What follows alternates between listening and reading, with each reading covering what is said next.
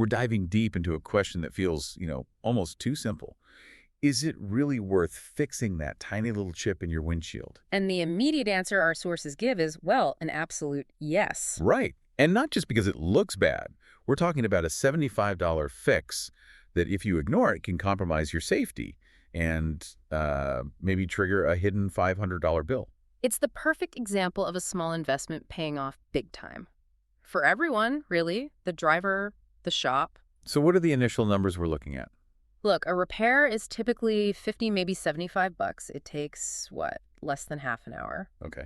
But if you wait and that chip spreads, a full replacement can start at $200 and go way, way up from there. And what's really shocking, I think, is that this is a structural problem.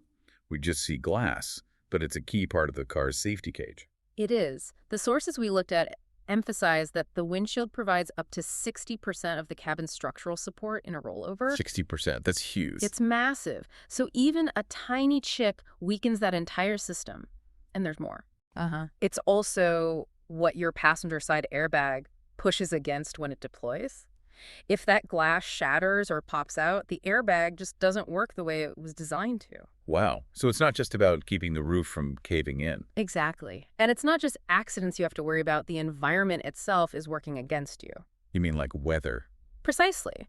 In places with a lot of moisture and, big temperature swings, like here in the Pacific Northwest, that damage spreads fast. How does that work? Well, water gets into that little chip, then it freezes at night, expands and thaws during the day. That constant pressure turns a quarter-sized chip into a foot-long crack in, just a few days. So weather basically forces your hand. It really does. Okay, so if the safety argument somehow doesn't convince you, the insurance industry has already figured this out for us. They absolutely have. What's fascinating is that most comprehensive auto policies will cover a chip repair with a zero deductible. Meaning it costs the driver nothing out of pocket. Zero.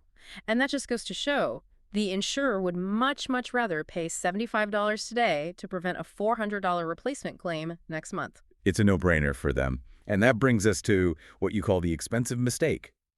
This is where delaying really costs you. This is the big one. If that crack spreads past, say, 3 inches, repair is off the table.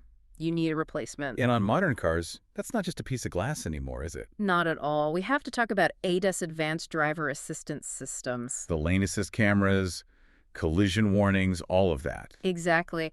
And where are all those cameras and sensors mounted? Right on the windshield. Oh, okay. I see where this is going. So when you replace the glass, all of those systems have to be professionally recalibrated to make sure they're aimed correctly. It's not optional. And that adds to the bill. It adds a lot, an extra $150 to $300 easy, just for the recalibration. Wait, so a 30-minute repair could save you hundreds in calibration fees alone. That's the math. It's a huge return on your time. But is the repair really permanent? I've always wondered if that resin is just, a temporary filler. That's a great question. And no, it's not glue.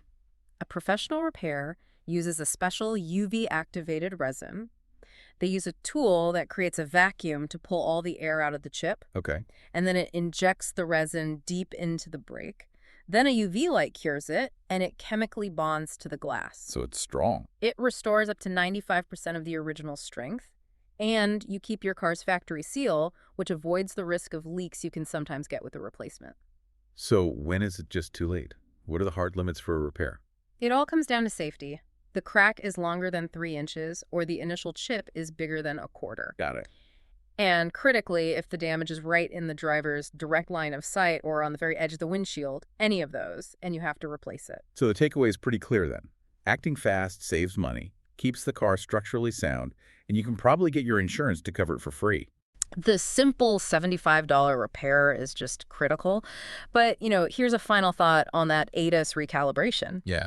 If it's adding up to $300 every single time you replace the glass, how long before car manufacturers start making immediate chip repair a requirement to, say, maintain the car's warranty? Something to think about the next time you hear that little ping on the highway.